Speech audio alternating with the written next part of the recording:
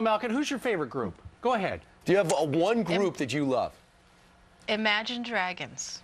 There you go. Really? Go look them up. Google them. If you have kids, you know who they are. All right. Hey, but I love the Oak Ridge Boys, too, I have to say. And I follow them on Twitter. I'd love them to come serenade me with Elvira. Right. By the way, there's a group of Wiggles here in unitards who are very upset. That's right. They're still here from the yoga thing.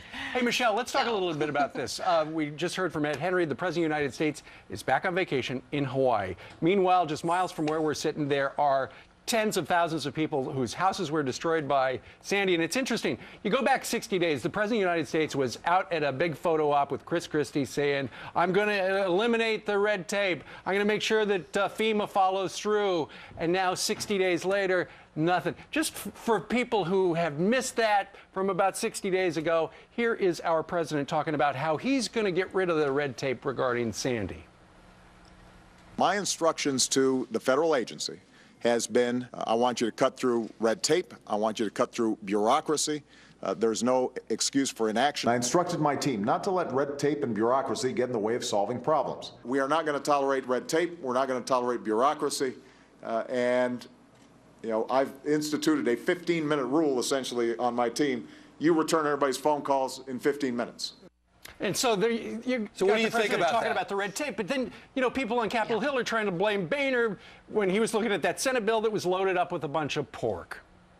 Yeah, well, golf clap for that Oscar-winning performance reel from Obama, paying lip service to the exigency and emergency and urgency of helping out Sandy victims. Aloha and mahalo, right? You know, there's a lot of drama and kabuki and theatrics going on Capitol Hill right now. I think it's ridiculous to fully blame Boehner for the gridlock that's happening over this bill.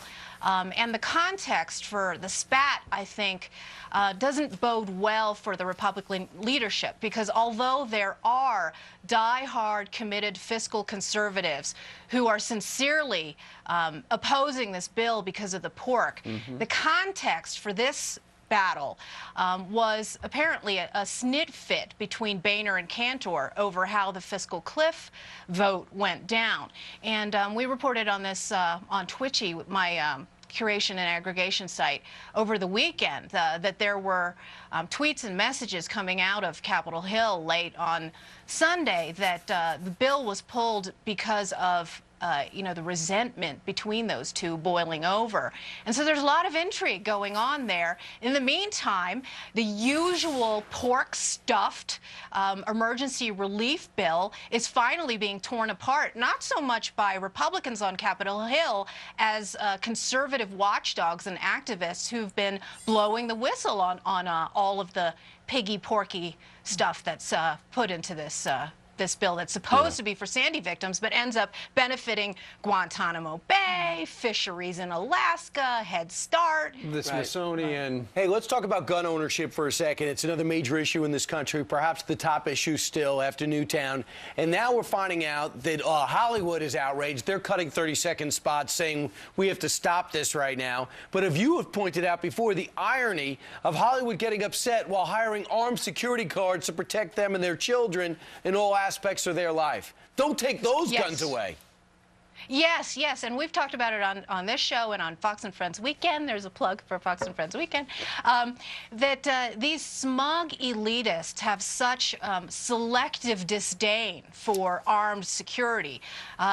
You know, it's a concealed carry for me, but not for thee. And everyone from Michael Moore to my Twitter pal Russell Simmons, who was denying that he had bodyguards, but has had them, you know, over a long time. His ex-wife and his daughters benefit from it, and any number of these big moguls in Hollywood who benefit from that and are now spreading this anti-gun propaganda so that the rest of innocent law-abiding gun owners are not only marginalized, but demonized for exercising those same rights to protect themselves and their families. And we showed a picture there of two of the editors or owners of, this is the Journal News, right, there in West Nyack, New York. They also are, that's the newspaper who decided to publish a map, an interactive map of the gun owners in their district, in their two counties. Neighborhood, two counties. Yes. And now we've heard from Politico that they are going to have armed guards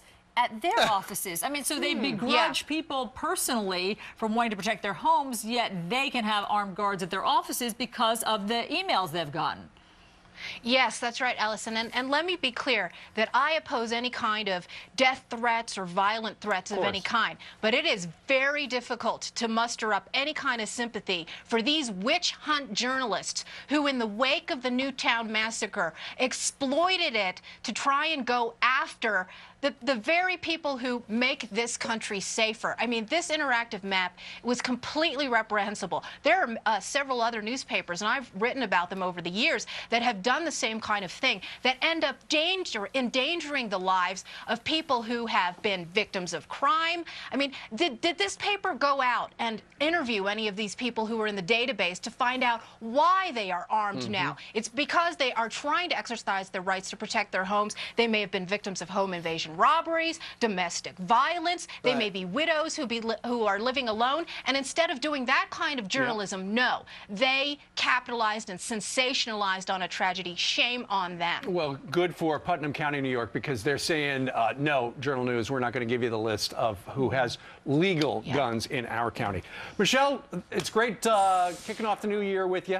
Thank you very much for joining us today from Colorado Springs. We'll see you back here next this Thursday. weekend. Twitchy.com. Take care. All right. Yes, I am. I'm saying that's her aggregate website. I'm a little twitchy, too. That's good to know.